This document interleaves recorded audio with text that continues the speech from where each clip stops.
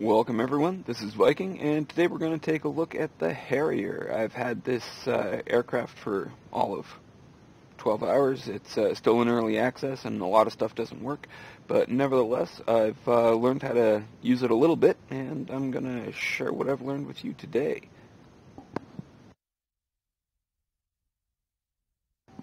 Alright, before we even get started, actually let's jump back out. Before we even get started, I've loaded this up with what looks like a Sidewinder, but actually it's a sidearm anti-radiation missile, 6 iron bombs, and a pair of Mavericks. Now, I put the Mavericks on the inboard stores because we're going to be firing them one at a time, and I want to minimize the drag differential. I could have just as easily put the bombs on the inboard and the Mavs on the outboard, but we're going to be dropping the bombs in pairs, so it doesn't really matter that they're on the outboard. So, before we get started, if you're going to use the Mavericks effectively, there are some keys you should bind. One of them is TDC down action position, default N. We're going to cover what these mean later, but the other one is sensor select forward, INS, and cage uncaged. This is applicable to both Mavericks and sidearms, but it's vital for Mavericks in particular. And for completeness sake, bomb pickle. You'll need that to actually fire the Mavericks, although the sidearms are fired with the trigger.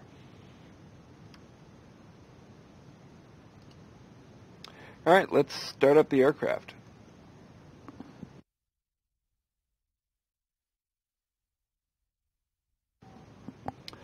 Alright, now the first thing we do is turn up the brightness and volume on things that need brightness and volume adjustment. This is for the brightness of the MFCD, so if you don't adjust these, you won't get your MFCD. And the next thing we're going to do is, before we even turn on the battery, I'm going to turn on the stabilization channels, and I'm going to turn on the fuel pumps and the fuel proportioner. Another thing I'm going to do before we even start it up is adjust this to, it's supposed to be between 10 and 15 degrees, and the width of this white brick here seems to be about 5 degrees, so that's like 1, and that's like 2, so a little bit more, and I think we're there. Alright, let's turn on the generator and the battery. Oh, before we turn on the engine, we should right-click to put this in the down position to test the warning. Don't worry about this, it's just a test. Warning, warning. Okay, having gotten that out of the way, let's start the engine and close the canopy because this is where things start to get noisy. Canopy closed. Alright, we're going to put this thing in engine monitoring, and we're going to put this one in compass rose. And what you do once the engine kind of starts... Oh my goodness, I did not turn on the engine computer. Okay, you should have done that first. That's my bad. That should have happened before we hit the engine start button. Okay, well, it looks like it didn't cause a problem. So now that we've got it going a little bit, we just slide the throttle forward and back, and the fan RPM should reach 29.5%. That 21% here is reflected up here with an extra point digit, so that's like 25.5, you know, and in a moment it'll stabilize at 28.5, and there it is. That means the engine is started. We want to switch. It's okay to deflect the stick when we're on the ground, so we want to pop that over to nav mode, turn on the FLIR. I also should have done this earlier, turn the lighting systems on. That doesn't turn any lights on, it just makes it possible for you to turn lights on. And then I'm going to turn on my auxiliary anti-collision, and my formation lights I'm going to turn up to like 2/3 brightness.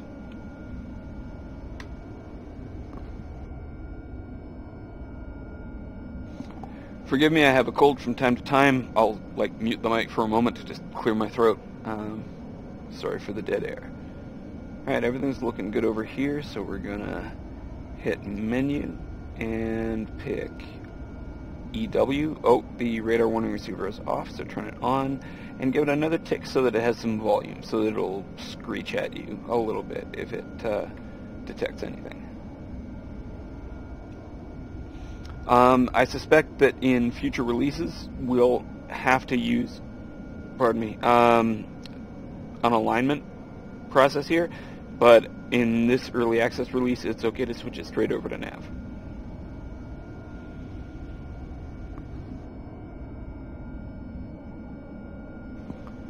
Alright, everything's looking good, so we're going to activate the ejection seat, and I don't mean fire it, I mean, make it possible to fire it. And we're going to flip the flaps on over to on, so that this switch actually has meaning. And then behind the throttle there's a parking brake. I bound it to something, but yeah, you slide that puppy forward, because if you don't, your throttle won't move past idle.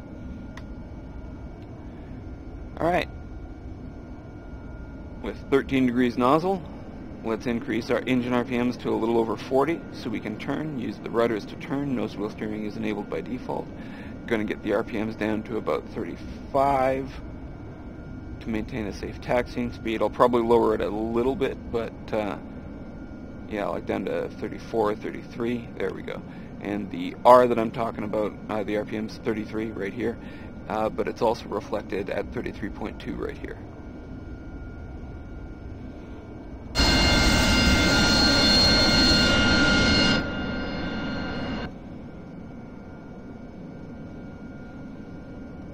We're still moving at a pretty reasonably safe speed, so we're just going to keep it at 33 and make the turn. We could have gone a little further down, but we don't need that much space. This is, after all, a Harrier. Killing the throttle and experiencing some frame rate issues. My computer is kind of a beast, and it'll do, 200 frames per second on DCS World 2.0, but right now it's struggling to maintain 45.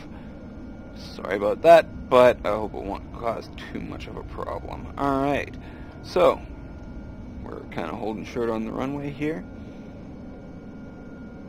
Nozzles are still at 13. Everything's looking good. I'm gonna put the flaps into STOL mode. I'm not going to activate the water. You use that if you need to do a vertical takeoff or a very short landing. The water is what maneuvers you when there's not enough air moving over your control surfaces for them to be effective. You don't have that much water. You got 50 pounds on board. I once did a pretty pedestrian vertical landing that used up 27 pounds of the water. So you don't have a lot of hover time, man. You got to turn on the water in order to be able to hover.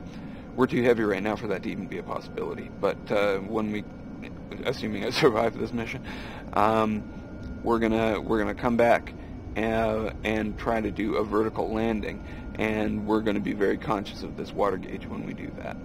Alright, without further ado, the wheel brakes on this thing do nothing. Don't bother holding them and throttling up to 80% or anything such as is very common on other aircraft. Once we get to about 120, we're going to put the nozzle back to 65 degrees. And boom, we just jump right off the runway. We're at 40 degrees nozzle now. We're speeding up, gear up, and once we hit 180, we're above stall speed, but I don't want to put the nozzles fully forward. I'm going to put them at 25 degrees so that we can gain some speed. But we also still have some upward thrust, and at 250 I think we're good. Nozzles full forward. Alright, we start off in the VTOL HUD mode, VSTOL HUD mode. I'm going to switch it over to navigation. That changes the readout a little bit.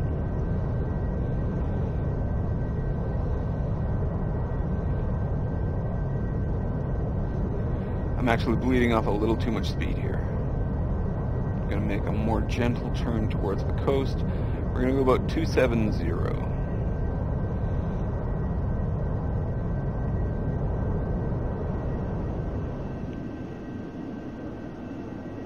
I'm going to trim the aircraft a little bit so we can maintain level flight. There's an autopilot or at least there's supposed to be, but I don't get the impression that it works very well at this point in the development process.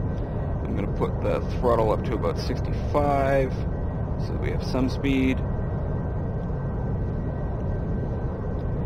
And I'm going to put the aircraft into air-to-ground mode. That's Alt 3. And I'm going to go back to the menu and pick Stores. And I'm going to pick the... If you hit gun twice, it turns into the sidearms.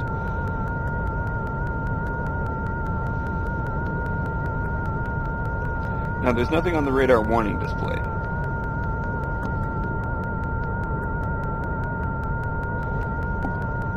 But I know there are 2 Shilkas out there. Boy, that's annoying. Back to nav mode.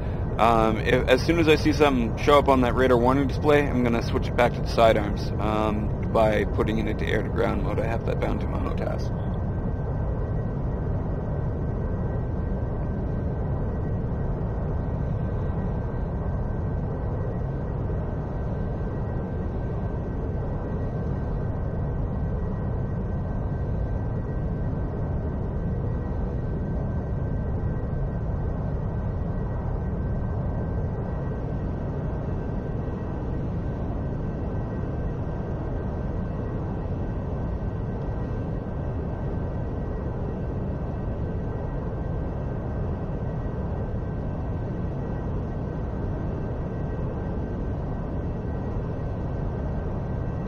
Alright, we'll buzz them a little bit.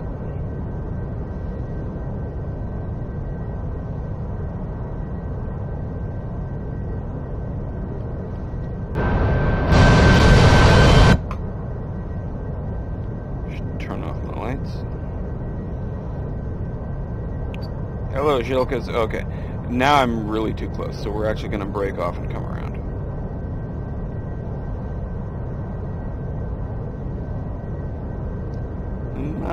Not too sure why I'm having trouble picking up speed here. It might be my weight a little bit, but yeah, it is. It is. It's just the weight. I'm carrying too much stuff. Alright, I'm out of range of the radar, so I'm going to come back in. Sorry about this. Sidearms ready. Oh, I did not turn on master arm. That's an important part of this.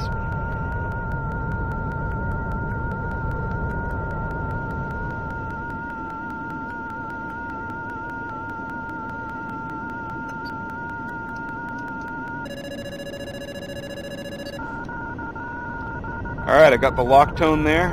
That happened a little quicker than I expected, but I think there's going to be a boom there. Yep, there's the boom. One down. Alright, now...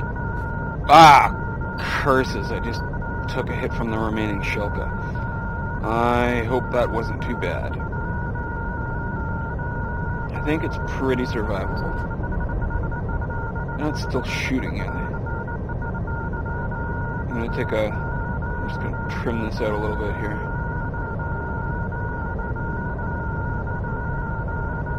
Sorry, it's asymmetrical because I fired a missile already. I'm gonna pop it back into nav mode for you here. Okay, good enough.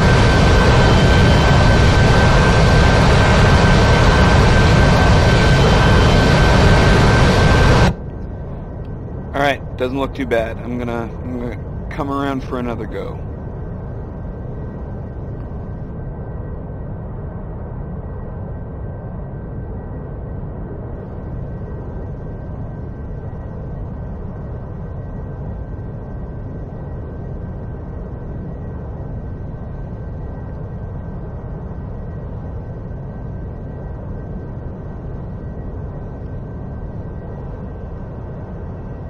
Now, I know this is basically superstition, but I'm switching from one weapon to another and then back to the sidearms because honestly sometimes it does not want to lock if I don't do that, and maybe I'm just doing something wrong, but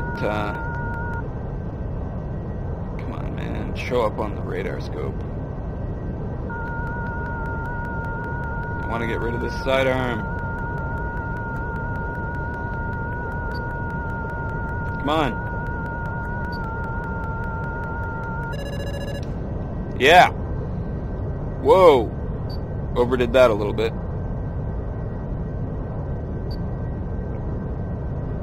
Also, I can't help but notice that there were two things on the radar scope, and it looks like maybe I didn't kill the first one. The second one's dead. Now I have to reset my trim. I'm just going to pop this baby back into nav mode here and calm things down a bit. Get the throttle down to under 80.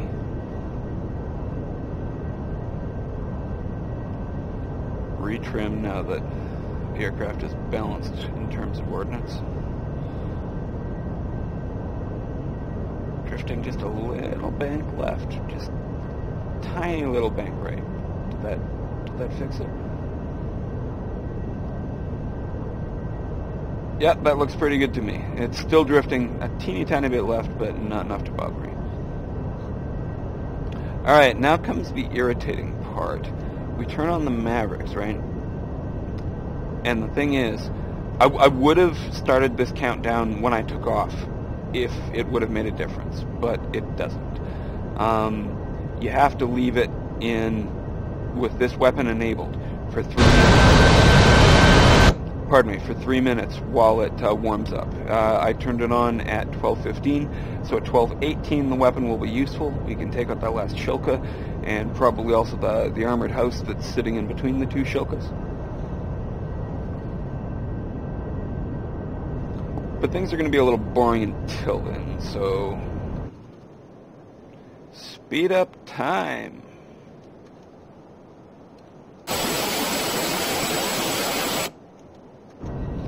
Alright, that's far enough in one direction. We can come back around.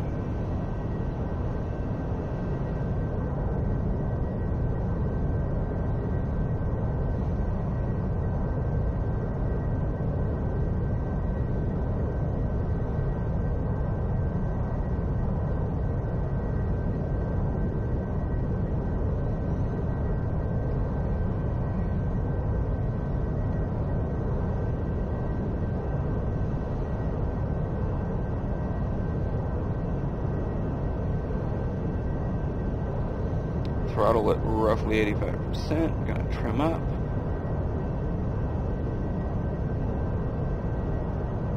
Good enough. Another 45 seconds should do it.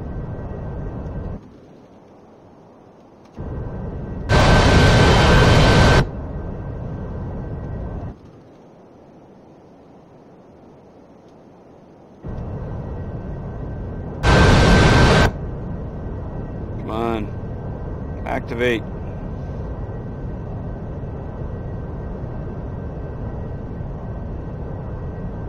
There it goes. Alright. So, we're gonna turn towards the island and try and locate that shilka.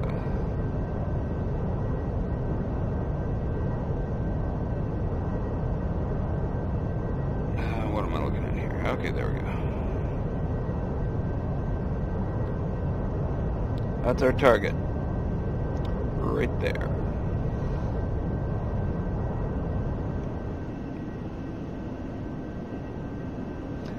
I cannot find the button for zooming in on the Maverick, but I would have done that if I could find that button.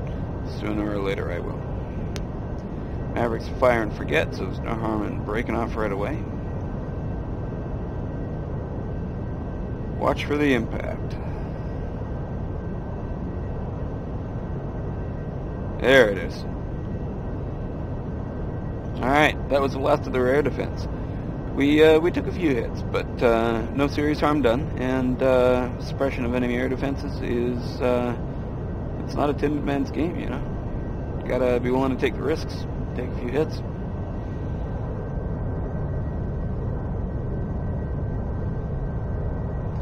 I really turned around too soon. But whatever. I'll make the best of it.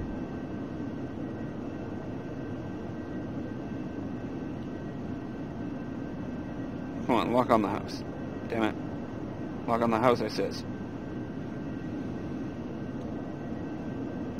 It's not that... Come on. This isn't rocket science, damn it. Alright, well that didn't work. reset.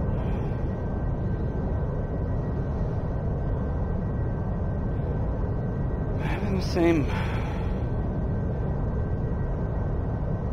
problem I did before with the sidearms, where it won't lock twice unless I change the weapons out. But the last time I changed away from one Maverick, it made me wait the full 3 minutes for the again. And as much as I selfishly don't want to put myself through that, I don't want to put you through that either. So I'm gonna take another stab at this, but probably I'm just going to intentionally waste the Maverick and go in with iron bombs, because, like, really we've only got so much time and we've only got so much fuel. Alright. So, it's about here, and we're gonna... Whoops.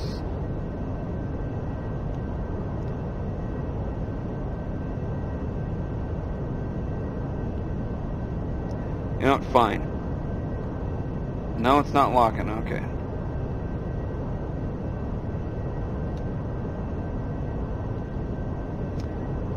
Will not lock. Probably shouldn't have even come that close to it. That is an armed house, and it may very well fire at us. Thankfully not. Okay, so,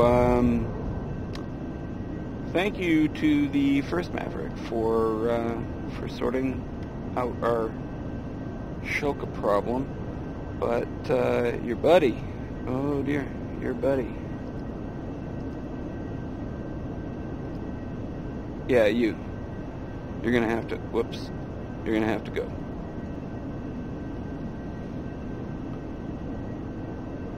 Alright, now we pick the Mark 82s. Still got 6 bombs on the jet and 4,500 pounds of fuel. That'll be just fine. That'll be just fine. Alright, so now we gotta program our bombs here. So I hope this is relatively stable. Gonna trim right a little, trim up a little, maybe a little more to the right. Come on, man.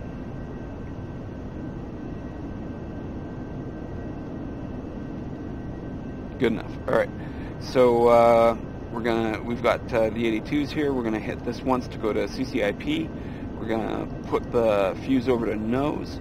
We're gonna say that the multiple is 2, and that just means that we're gonna drop 1 bomb from each of 2 stores, so a pair of bombs at a time. And we're gonna come around and hit that house. Oh, mercy, I left my throttle like down at nothing and I wasn't watching. So I did not have enough energy to make that rather aggressive turn that I tried to make.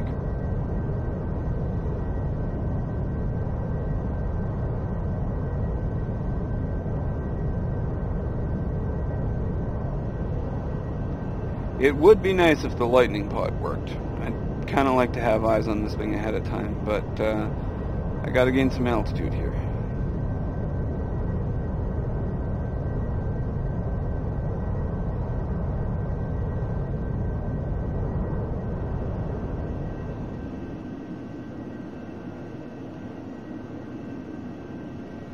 Alright, I'm killing the throttle because we're coming in here. Gotta keep the house in the line. Master arm's still on, right? Yeah, it is.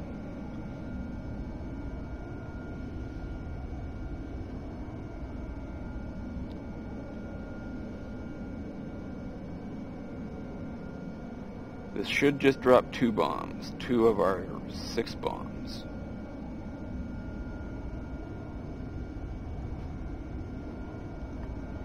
Alright, let's watch that.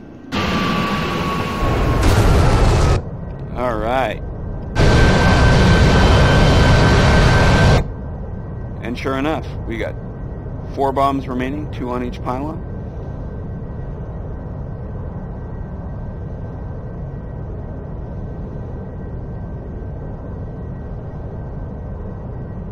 Nice to see that burning.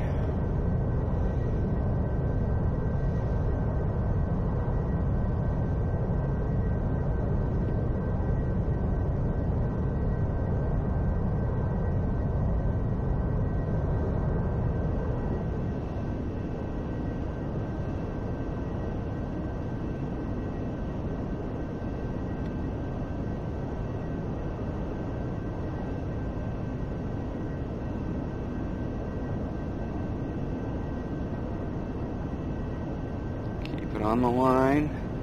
Keep it on the line.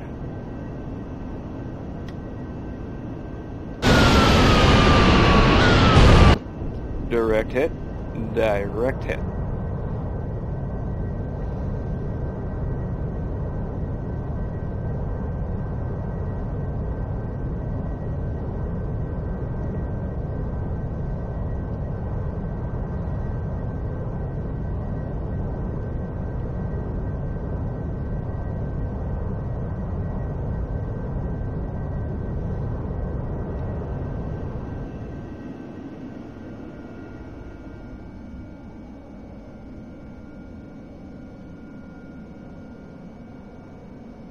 Keep it on the line.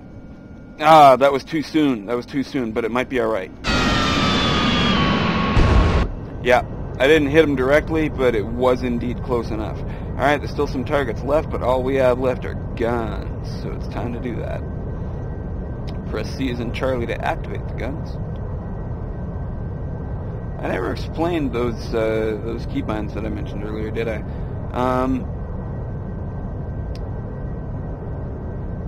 Yeah, I'm sorry, man. Alright, adjust controls.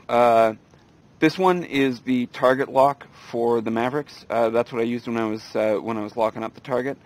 And this one is what, like the Mavericks will just be able to be locked straight ahead. So you hit this button, and I think that's what lets you slew your TDC. I think, again, very new to this. Some of this is superstition, and you shouldn't, trust it too much. And this cage uncage, when the 3-minute cooldown is up on the Mavericks, you hit the cage uncage button, and that's what switches it from weapon stores to the TV camera. Sorry for not mentioning that in the moment, but I'm too lazy to redo the video. So, moving right along, guns.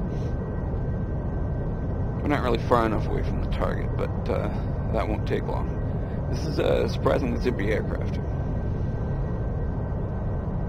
I was sort of expecting a more ponderous A-10 kind of experience, but I mean, it can move. It doesn't have an afterburner or anything, but it can move.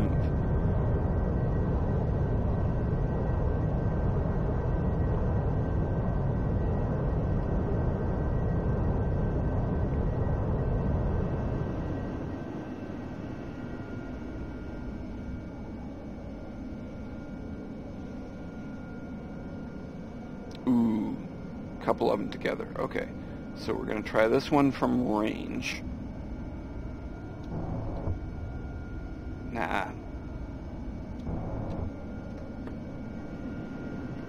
Well, that had a lot of potential, but I kind of blew it.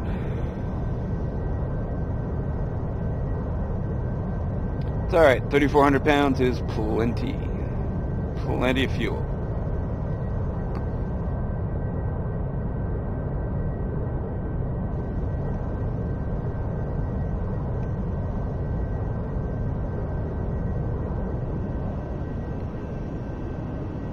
It's no biggin', but it's faster than I thought it would be.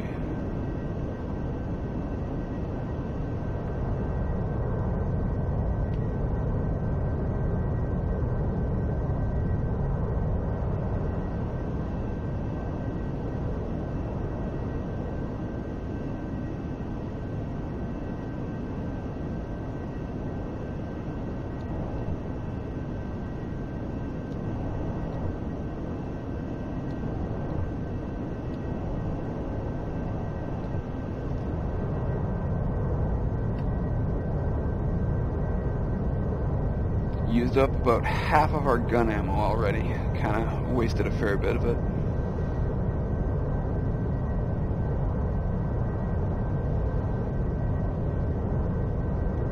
Let's try to come in a little higher this time.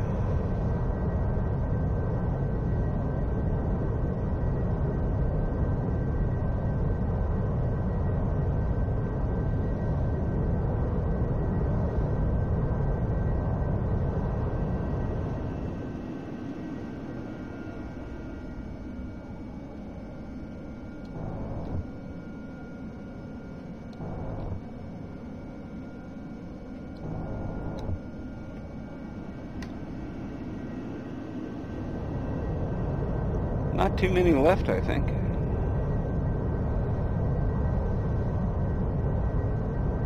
Which is good, because we've only got a third of our gun ammo remaining. And we're down to 3,000 pounds of fuel.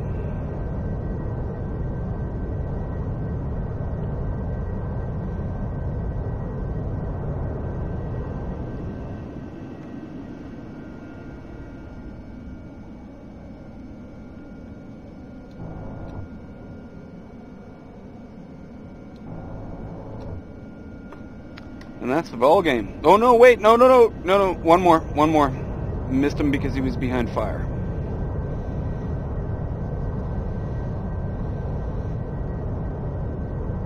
Don't worry, my friend. I promise I won't forget about you. It's actually probably better if I come around from the right.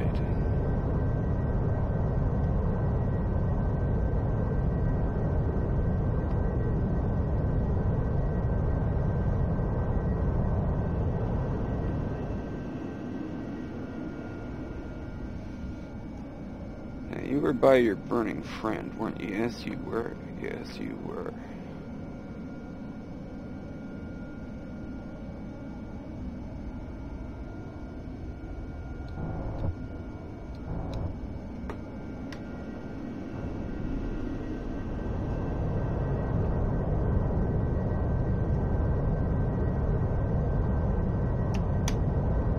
Master arm off. We're done here. It's time to go home.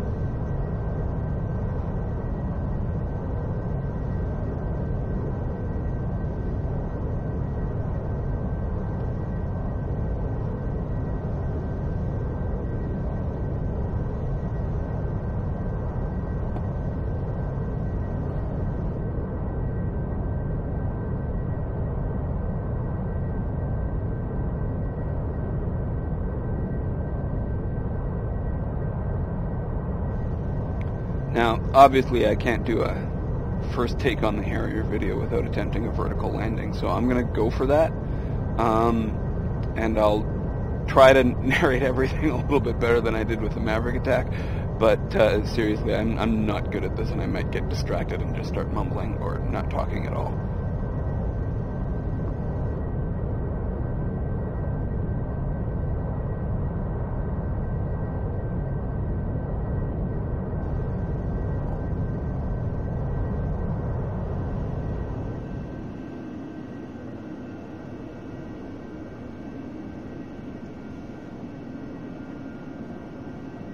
I'm going to throw out the speed brake.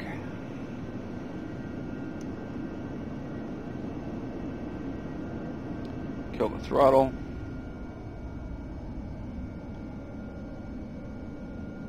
Retract the speed brake. Get ready to make a turn and drop the gear. Oh wait, also flaps into STOL position. Wow, that flap change rolled me over. What the hell happened there? Are my flaps damaged? Sorry, I'm gonna pause like a cheater here. I don't know, it looks pretty symmetrical. Alright, well, whatever.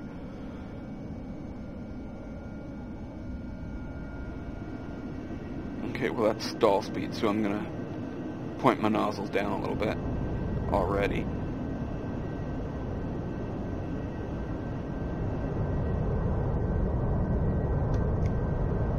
Okay, that's a little better. I do, like, look at this. Hands off the stick. Why is it rolling this hard to one side? I don't understand that.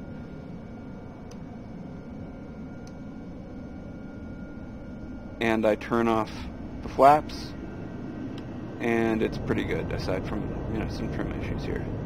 Alright, gear down. Whatever. Oh no, now it's rolling over again. That's just great, because flaps are on auto. Okay, so I'm putting everything into the vertical thrusters. Oh man, I really should have gone to STOL. Oh man, not doing this well. Alright. Oh shit, I didn't turn on the water.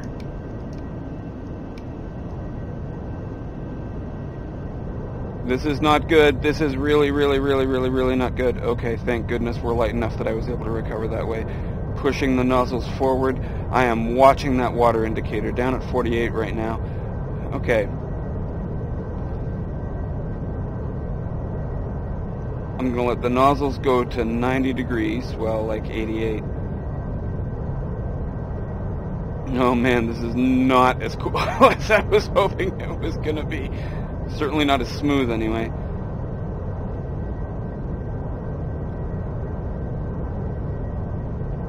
Nozzle's at about 87. Like, you'd think that 90 would be perfectly balanced, but it isn't quite. You want it a little bit less than 90. And why is my water not going down? It should be. I'm worried that the gauge isn't working. I'm worried that the gauge isn't working, and I'm about to run out of water, which will prevent me from maneuvering, which will kill me.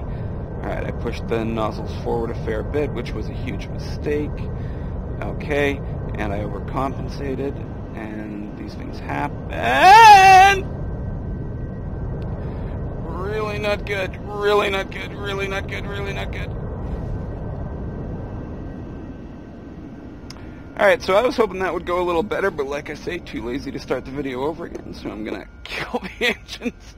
And I'm dead. I'm dead.